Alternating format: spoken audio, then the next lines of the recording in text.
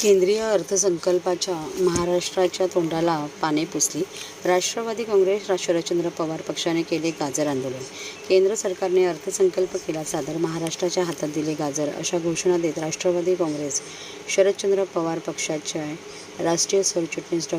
जितेंद्र आव्हाड यांच्या मार्गदर्शनानुसार ठाण्यात गाजर आंदोलन केले. केंद्रीय अर्थमंत्री निर्मला सीतारामन यांनी नुकतेच अर्थसंकल्प सादर केला. या अर्थसंकल्पात बिहार आणि आंध्र प्रदेशावर खैरात केली असली तरी महाराष्ट्राला फारसे काही दिलेले नाही.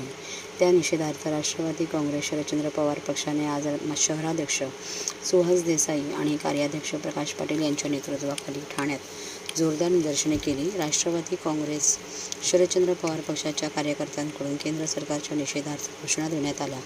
या प्रसंगी सर्व कार्यकर्त्यांनी हातात गाजर घेतले होते. अर्थसंकल्पात एकच दोष, महाराष्ट्र रोष असा संदेश असलेले बॅनर्स आणि फलक झळकवत सरकारच्या विरोधात जोरदार निदर्शने व घोषणाबाजी करण्यात आली. या प्रसंगी सुहास देसाई म्हणाले की केंद्र सरकार हे महाराष्ट्राचा द्वेष करणारे सरकार आहे. आधी महाराष्ट्रातील ते पळवल्यानं आता अर्थसंकल्पात तोंडाला पाने पुसली आहेत. वास्तविक पाहता महायुतीच्या खासदारांनी महाराष्ट्रातील संघर्ष करायला हवा होता, मात्र हे खासदार गप्प बसले आहेत. जर आंध्र आणि बिहारवर खैरात केली जात असेल तर महाराष्ट्रावरील अन्यायाबाबत जाब विचारण्याची धमक भाजप, शिंदे गट आणि अजित पवार गटाने दाखवायला हवी होती, पण ते तसे करू शकत नाही. ते महाराष्ट्राचे दुर्दैव आहे, अशी टीका केली. अर्थसंकल्पाला आम्ही गाजर दाखवले, हे मोदी सरकारने दाखवले. मोदी सरकारने बिहार, उत्तर प्रदेश सगळ्यांना तूप दिलं. आम्हाला काय दिलं? महाराष्ट्राला शून्य. मी तर म्हणेन शून्य म्हणजे शून्य. आज जे काय उत्पन्न आहे काय असेल सगळ्या स्टेटपैकी सगळ्यात जास्त महाराष्ट्र स्टेट असं आहे की तिथं जातं, मुंबईमध्ये जातं. मग महाराष्ट्राला आणि मुंबईला तुम्ही काय केलं? सगळ्यात जास्त टॅक्स मुंबईची लोक भरतात.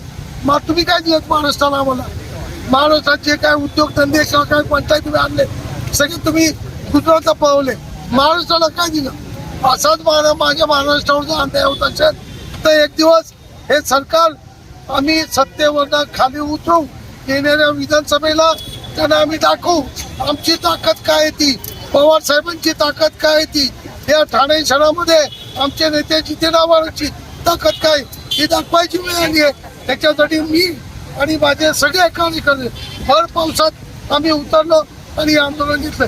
महाराष्ट्राचा जो अर्थसंकल्प आलेला आहे तो एका देशाचा नसून फक्त काही राज्यांसाठी तो अर्थसंकल्प केंद्र सरकारने जाहीर केलेला आहे. महाराष्ट्र हे राज्य सगळ्यात जास्त टॅक्स केंद्र सरकारला कॉन्ट्रीब्यूट करतं, पण आपल्या राज्यासाठी जे अर्थसंकल्प निघालेला आहे ते बघून एकच मला म्हणावंसं वाटतंय की महाराष्ट्र हे राज्य नक्कीच कुठल्याही नेत्यासाठी लाडकं राज्य नाही आहे. ह्या बजेटमध्ये युवकांसाठी असो, महिलांसाठी असो अशा कुठल्याही विशेष तरतुदी नाही आहेत. महाराष्ट्र गेले कित्येक वर्ष अन्याय सहन करतंय. इकडचे रोजगार उचलून दुसऱ्या राज्यात नेले जात आहेत आणि आता जे कालचा अर्थसंकल्प आलेला आहे त्यांनी हे प्रूव्ह झालेलं आहे की आपलं जे केंद्रात बसलेलं सरकार आहे ते नक्कीच महाराष्ट्रावर नाराज आहे आणि पदोपदी ते वेगवेगळ्या गोष्टीतनं हे दाखवून देत आहे. कालच्या अर्थसंकल्पाचा आम्ही सगळे जाहीर निषेध करतो.